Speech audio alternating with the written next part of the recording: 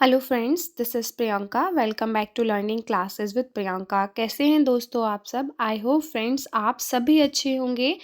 Friends, हम जो हैं बीएड सेकेंड ईयर के सब्जेक्ट असेसमेंट फॉर लर्निंग की यूनिट फर्स्ट को कर रहे हैं, ठीक है, जिसमें कि हमारे जो हैं 5 टॉपिक यानी कि हमारी 5 क्लासेस कंप्लीट हो चुकी हैं। अगर आपने वो वीडियो नहीं देखी है तो आप देख लीजिएगा। और आज का जो हमारा टॉपिक है, इम्पॉर्टेंट टॉपिक जो है सीसीई, ठीक है। तो देखिए, ये जो हमारा टॉपिक है ना, ये भी यूनिट फर्स्ट का ही टॉपिक है। यूनिट फर्स्ट में भी हमारे अभी 1-2 टॉपिक और रहते हैं जो हम जल्दी से जल्दी ही कवर करेंगे। और फ्रेंड्स, जो ये सीसीई का टॉपिक है ना, ये आपने बीएड फर्स्ट ईयर में भी पढ़ा हुआ है, जिसकी फुल फॉर्म है कॉन्टिन्यूअस एंड कॉम्प्रिहेंसिव इवैल्यूएशन। तो देखिए, आपसे शॉर्ट में ये पूछा जा सकता है कि सीसीई की फुल फॉर्म बताइए, ठीक है। तो आपको लिखना है कॉन्टिन्यूअस एंड कॉम्प्रिहेंसिव इवैल्यूएशन, और हिंदी वालों के लिए सतत और व्यापक मूल्यांकन, ठीक है। अब थोड़ा सा जान लेते हैं कि सीसीई है क्या।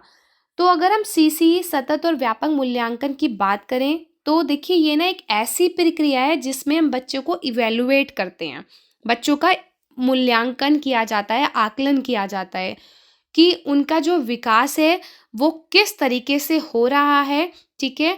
और उसके अंदर जो है ना, स्कूल की सारी गतिविधियों को शामिल किया जाता है। मतलब स्कूल की जितनी भी एक्टिविटीज़ होती है ना, उन सबको उनके अंदर जो है इंक्लूड कर लिया जाता है, ठीक है। तो आज का टॉपिक जो हम बहुत ही ईज़ी तरीके से समझेंगे, बिल्कुल आसान लैंग्वेज में।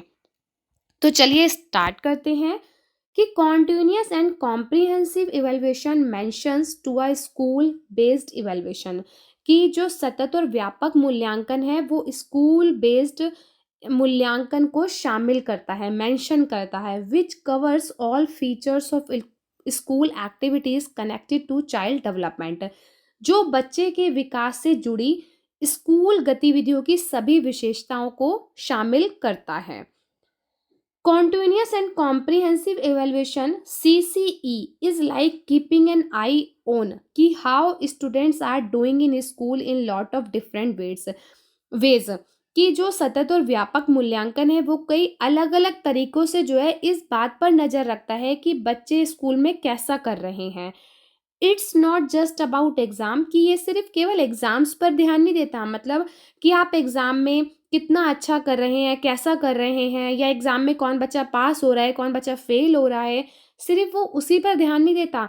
इसके अंदर जो है सभी चीज़ों को पे ध्यान दिया जाता है। ये सभी चीज़ों को इंक्लूड करता है कि बच्चा कैसा बोल रहा है, कैसा खेल रहा है, और क्या वो सीख रहा है अपने डेली लाइफ में, ठीक है। आई होप आपको ईज़ी, देखिए मैंने कोशिश की है कि मैं आपको ईज़ी और अच्छे तरीके से समझाऊँ, और लैंग्वेज भी मैंने ईज़ी ही लिखी हुई है, ताकि आप एग्ज़ाम में कॉन्सेप्ट को समझ के अपनी लैंग्वेज में भी उसको कन्वर्ट करके आप लिख सकते हैं, ठीक है। This way we can understand, कि इस तरीके से हम समझ सकते हैं how well they are growing and developing, कि वो किस तरीके से ग्रो और डेवलप हो रहे हैं। CC is not a one time thing, कि केवल एक टाइम की चीज़ नहीं है ये, it happens all the time, ये सभी टाइम होती है। मतलब हम कह सकते हैं सी सी E is a continuous process, ठीक है।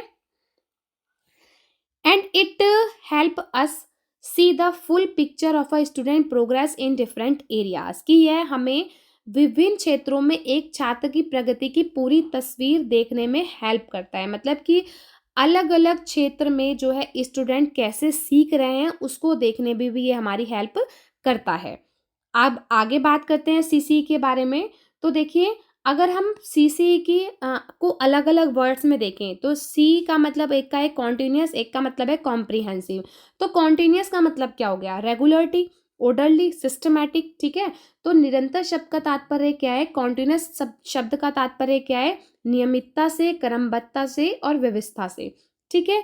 अब हम मीनिंग ऑफ कॉम्प्रिहेंसिव, तो ये क्या है? कॉन्टिन्यूअस एंड कॉम्प्रिहेंसिव इवैल्यूएशन की सेकंड टर्म है, ठीक है। The term comprehensive suggests that evaluation of learner performance is follow through in both socialistic and को सोशलिस्टिक एरियाज। तो देखिए, इन दोनों का मतलब क्या होता है वो मैं आपको समझा देती हूँ। तो आगे पढ़ते हैं कि सोशलिस्टिक और को सोशलिस्टिक में जो है किन-किन चीज़ों को रखा जाता है। तो देखिए एग्ज़ाम में आप इस तरीके से जो है डायग्राम बनाइएगा कि कॉम्प्रिहेंसिव इवैल्यूएशन जो है 2 चीज़ों को शामिल करता है, अपने अंदर इंक्लूड करता है, सोशलिस्टिक एबिलिटीज़ को और को-सोशलिस्टिक एबिलिटीज़ को, ठीक है? अब सोशलिस्टिक एबिलिटीज़ में कौन-कौन सी एबिलिटीज़ आती हैं? तो देखिए उसमें जो है सब्जेक्ट्स लिए जाते हैं सभी। शैक्षिक बोलते हैं हम इसे हिंदी में, ठीक है? जैसे हमारा फर्स्ट सब्जेक्ट है science, social science, work experience, physical education, arts and craft, music and painting, mathematics, languages और इंफॉर्मेशन टेक्नोलॉजी। आप इसी तरीके से एग्ज़ाम में जो है डायग्राम बना के आइएगा। देखिए, डायग्राम बनाने से क्या होता है, देखने में भी अच्छा लगता है। अगर आप पूरी पीडीएफ को देखेंगे ना जब टेलीग्राम के चैनल पर आप डाउनलोड कर सकते हैं टेलीग्राम चैनल से, ठीक है? तो आपको देखिए अलग अलग से दिखेगा ये डायग्राम और अच्छा भी लगता है देखने में, ठीक है? तो आप एग्ज़ाम में भी कोशिश कीजिएगा कि अगर जिसके भी आप डायग्राम बना सकते हैं, जैसे हेडिंग्स भी होती हैं, आप किसी के एम्स लिख रहे हैं, आप किसी के कैरेक्टरिस्टिक्स लिख रहे हैं, तो आप उनको भी ना डायग्राम में कन्वर्ट कर दीजिए, ठीक है? डायग्राम के थ्रू समझाना अच्छा भी लगेगा और आपको मार्क्स भी अच्छे मिल जाते हैं, ठीक है? तो ये तो हो गई सोशलिस्टिक एबिलिटीज़। अब बात करते हैं को-सोशलिस्टिक एबिलिटीज़ की। तो उसमें सारी एक्टिविटीज़ आती हैं जैसे life skills, attitude, social values, co-curricular activities और विजुअल आर्ट्स, ठीक है? ये हमारा सेकंड डायग्राम हो गया को-सोशलिस्टिक एबिलिटीज़ का। अब देखिए हम बात करते हैं कि एनसीएफ ने क्या सजेशंस दिए थे इसके रिगार्डिंग, ठीक है? एनसीएफ 2005 जो था कॉन्टिन्यूअस एंड कॉम्प्रिहेंसिव इवैल्यूएशन, उन्होंने कुछ अपनी प्रणालियाँ बताई थी कि क्या इसमें इंक्लूड किया जाता है। तो जैसे सबसे पहले है minimize the stress of the children, कि बच्चों का तनाव कम करना। तो देखिए बच्चों का तनाव कैसे कम हो सकता है?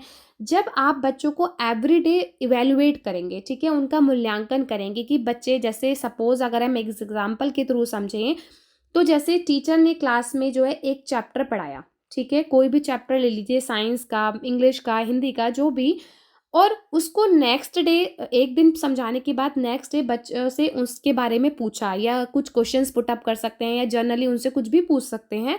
अगर बच्चों ने बताया तो इट मीन्स क्या है, बच्चों को अच्छे से समझ में आ रहा है। कुछ बच्चों ने नहीं बताया, जिन्होंने नहीं बताया उनको नहीं समझ में आया, तो टीचर का क्या है कि टीचर कोशिश करेगी कि बच्चों को दोबारा से समझाए। तो उनका क्या है, एवरीडे इवैल्यूएशन हो रहा है। तो एग्ज़ाम टाइम में ऐसा नहीं है ना कि बच्चों को चैप्टर रटना पड़ेगा, बहुत पढ़ना पड़ेगा। बच्चों को क्या है, जब उनका कॉन्सेप्ट क्लियर हो गया, उनको अच्छे से समझ में आ गया, तो उनका स्ट्रेस क्या हो गया, कम हो गया। तो इसका पर्पस क्या होता है, एनसीएफ में क्या कहा गया कि मिनिमाइज करना चिल्ड्रन की स्ट्रेस को, ठीक है? नेक्स्ट है create evaluation comprehensive and regular और यूनिफॉर्म, कि क्रिएट करना, मूल्यांकन मतलब कि नियमित तरीके से किया जाए, व्यापक तरीके से किया जाए। व्यापक में क्या आता है, कॉम्प्रिहेंसिव में क्या आता है, वाइडली, जिसे हम कह सकते हैं, जिसमें हम स्कूल बेस्ड जो एक्टिविटीज़ होती हैं उनको सभी को जो है हम इंक्लूड करते हैं सीसीई में, ठीक है? तो ये रेगुलर और यूनिफॉर्म तरीके से होनी चाहिए। नेक्स्ट पढ़ लेते हैं कि give space for teachers for creating teaching, कि टीचर्स को जो है कुछ क्रिएटिंग टीचिंग के लिए स्पेस देना, कि टीचर भी कुछ क्रिएटिव सोच सके, कुछ क्रिएटिव कर सके, उसके लिए उनको स्पेस देना। नेक्स्ट है give a tool for recognition and for producing learners with greater skills, कि लर्नर्स के लिए मतलब शिक्षार्थियों को पहचान कराना, शिक्षार्थियों के लिए पहचान कराना कि वो किस चीज़ में अच्छे हैं, कैसे उनका डेवलपमेंट अच्छे तरीके से किया जा सकता है, कैसे उनकी स्किल्स को बढ़ाया जा सकता है, उनके लिए कुछ टूल प्रदान करना उनको, ठीक है? तो ये थे 4 कुछ पॉइंट्स जो थे एनसीएफ के अकॉर्डिंग। अब हम बात करते हैं right to education act 2009 in article 29 A में, सिरे, ठीक है, या 1 में क्या कहा गया है। तो देखिए एज अ पार्ट और role of this scheme student mark were replaced by grade. अगर हम इस योजना के एक भाग या भूमिका के रूप में बात करें तो स्टूडेंट के मार्क्स को जो है वो ग्रेड्स में रिप्लेस्ड कर दिया गया है, which were evaluated by a series of socialistic and को socialistic evaluation along with academics, ठीक है, जिनका मूल्यांकन शिक्षाविदों के साथ साथ शैक्षिक और सह शैक्षिक मूल्यांकन की एक श्रृंखला द्वारा किया गया था, क्योंकि दोनों को उसमें इंक्लूड किया गया था, ठीक है। अब ये CCE जो है किसने और कब प्रेजेंट किया था? तो first time CCE pattern was presented by CBSE for class 9 इन 2009, ठीक है। तो देखिए ये भी शॉर्ट क्वेश्चन में आ सकता है, आपसे पूछा जा सकता है, इसलिए ये पार्ट भी इम्पॉर्टेंट हो जाता है कि क्लास 9 के लिए 2009 में CBSE के द्वारा ये प्रेजेंट किया गया था। ऑल ओवर कंट्री में किसको छोड़ के? सिर्फ जम्मू और कश्मीर को छोड़ के। और CC वॉज प्रेजेंटेड ऑन 1 अप्रैल 2009, और इसको इम्प्लीमेंट बोल सकते हैं हम कि कब इम्प्लीमेंट किया गया था? 1 अप्रैल 2010 को, ठीक है। तो शॉर्ट क्वेश्चन में आपसे पूछा जा सकता है, ये इंपॉर्टेंट है। नेक्स्ट बात करते हैं इसके एम्स की, कि इसके क्या जो है उद्देश्य थे। तो देखिए सबसे पहला उद्देश्य है CC help in reducing the stress on children. जैसे कि मैंने NCF में आपको बताया था कि स्ट्रेस को कम करता है बच्चों की, और किस तरीके से कि रेगुलर बेसिस पे उनका इवेल्युएशन होता है, तो बच्चों का क्या हो जाता है? स्ट्रेस कम हो जाता है। फिर है next, create assessment comprehensive and regular और सिस्टमैटिक और यूनिफॉर्म, कि मूल्यांकन को व्यापक और नियमित या व्यवस्थित या एक समान बनाए, ठीक है। क्योंकि देखिए रेगुलर बेसिस पर ही उनका इवेल्युएशन होना चाहिए, ताकि टीचर्स को भी पता हो और स्टूडेंट्स को भी पता हो कि वो कितना सीख पा रहे हैं, कितना उनको समझने की ज़रूरत है, ठीक है। नेक्स्ट बात करते हैं, give space for the teachers for creating teaching. NCF में इसके बारे में भी बात की गई थी, ठीक है। नेक्स्ट है, give a tool for deduction and correction. Deduction और करेक्शन का मतलब कि बच्चों के बारे में पता लगाना कि बच्चे किस चीज़ में वीक हैं या किस चीज़ में उनको प्रोग्रेस की नीड है, उसको डिडक्ट करना और उसके बाद उनका करेक्शन करना, उनको रेमेडियल टीचिंग देना, उनको दोबारा से समझाना। जैसे सपोज आपने आज एक चैप्टर बच्चे को पढ़ाया और बच्चों को चैप्टर में से कुछ नहीं समझ में आया, आपको पता चला, आपने इवेल्युएट किया, तो क्या हो गया? उसके बाद आप उस चैप्टर को दोबारा समझाएंगे, उनका उपचार बोल सकते हैं, इलाज करेंगे, ठीक है। तो रेमेडियल टीचिंग देंगे उनको। नेक्स्ट है, learning the development of children in different group in different पथ, की बच्चों का जो है डेवलपमेंट करना, उनका विकास करना अलग अलग ग्रुप्स में अलग अलग तरीकों से, ठीक है। बच्चों को अलग अलग तरीकों से सिखाना। देखिए जैसे कुछ बच्चों को किस तरीके से समझ में आता है, सपोज जैसे कुछ बच्चे ऐसे होते हैं जो कहते हैं कि हमें ना सिर्फ मैम आप बोर्ड पे समझाइए, हमें उसी तरीके से समझ में आता है। कुछ कहते हैं कि अगर हम आप चैप्टर पढ़ के समझाएंगे तो हमें समझ में आ जाएगा।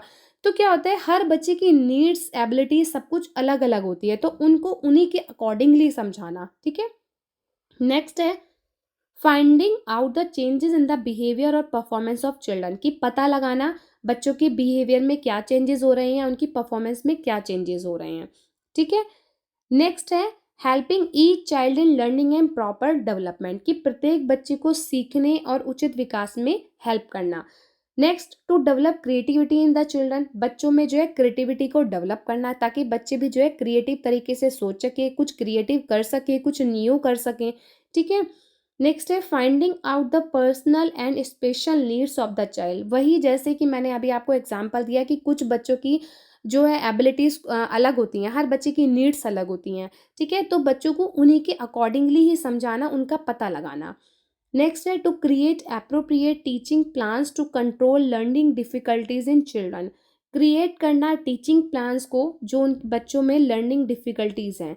देखिए कुछ ऐसे प्लान्स को लेके आना, क्या होता है कि अगर हम बच्चों को ना खेल खेल में समझाएंगे, कुछ एक्टिविटी करके समझाएंगे, तो बच्चे क्या होंगे, उस चीज़ को जल्दी समझते हैं, ठीक है। तो क्या हो गया कि उसी तरीके से बच्चों को समझाना, अगर उनको कोई लर्निंग डिफ़िकल्टीज है तो उनको उनके लिए टीचिंग प्लान्स बनाना कि कौन सा बच्चा किस तरीके से समझता है, कि अच्छे प्लान्स लेके आना, ठीक है, क्रिएट करना टीचिंग प्लान्स को। नेक्स्ट है, it construct the process of teaching and learning a learner centred activity, की यह शिक्षार्थी केंद्रित गतिविधि सीखने और सिखाने की प्रक्रिया का निर्माण करना, मतलब लर्नर सेंटर्ड एक्टिविटीज को कंस्ट्रक्ट करना, या हम child centred activity, student centred activity बोल सकते हैं, ठीक है, उसको कंस्ट्रक्ट करना। नेक्स्ट है, to produce the assessment process and necessary part of the teaching learning process, की सीखने सिखाने की प्रक्रिया में जो है असेसमेंट की प्रोसेस को जो है एक आवश्यक हिस्सा बना लेना कि असेसमेंट करना, इवैल्यूएट करना जो है आवश्यक है बच्चों के लिए, तो वो टीचिंग और लर्निंग दोनों प्रोसेस में लेके आना। Next, to create a fair judgement and take timely decision for learner growth, learning process, learning speed and learning environment, कि क्रिएट करना, टाइमली डिसीजंस लेना लर्नर ग्रोथ के लिए, कि लर्निंग उनके प्रोसेस में, लर्निंग स्पीड्स में और लर्निंग एनवायरनमेंट में। ठीक है। Next, to give space for learners for self assessment, कि बच्चों के खुद के मूल्यांकन के लिए, आत्म मूल्यांकन के लिए भी उनको अवसर प्रदान करना, कि बच्चे खुद का जो है मूल्यांकन कर सके। और सेल्फ असेसमेंट बहुत ज़रूरी होता है, बच्चों को खुद भी पता होना चाहिए, खुद भी उनको इवेल्युएट करके देखना चाहिए कि हम कहाँ तक सीख पा रहे हैं, हमें कैसे और कितना समझ में आ रहा है। Next, to use the evaluation process for developing student achievement by deduction and correction, कि वही कि पता लगाना और सुधार करना छात्रों की उपलब्धि विकसित करने के लिए, मतलब कि स्टूडेंट जो है अच्छे से अचीव कर सकें, अपना फ्यूचर ब्राइट बना सके, उनको प्रॉब्लम्स को डिडक्ट करना और फिर उसका करेक्शन करना। ठीक है। बहुत ही ईजी और सिंपल लैंग्वेज है। आई होप आपको अच्छे से समझ में आया हो। और अगर आपको इसकी पीडीएफ चाहिए तो आपको मेरे टेलीग्राम चैनल पर मिल जाएगी, आप डायरेक्ट भी सर्च कर सकते हैं और लिंक के थ्रू भी जा सकते हैं। ठीक है। जैसे कि मैं आपको बोल रही थी कि कुछ बच्चे बुक्स नहीं खरीदते हैं, तो आप क्या हो गया, पीडीएफ के थ्रू पढ़ेंगे तो आपके लिए ईजी हो जाता है पढ़ना, तो आप टेलीग्राम से डाउनलोड कर सकते हैं पीडीएफ। आपको और भी टॉपिक्स की पीडीएफ जो है मेरे टेलीग्राम चैनल पर मिल जाएगी। और अगर आपको लगता है कि मैंने आपको अच्छे से समझाया, आपको अच्छे से समझ में आया, तो आप जो है वीडियो को लाइक, शेयर एंड कमेंट कर दीजिएगा। और अगर चैनल पर नए हैं तो चैनल को सब्सक्राइब भी कर दीजिएगा। Thank you so much for watching this video. मिलते हैं अपनी नेक्स्ट वीडियो में। Bye bye and take care.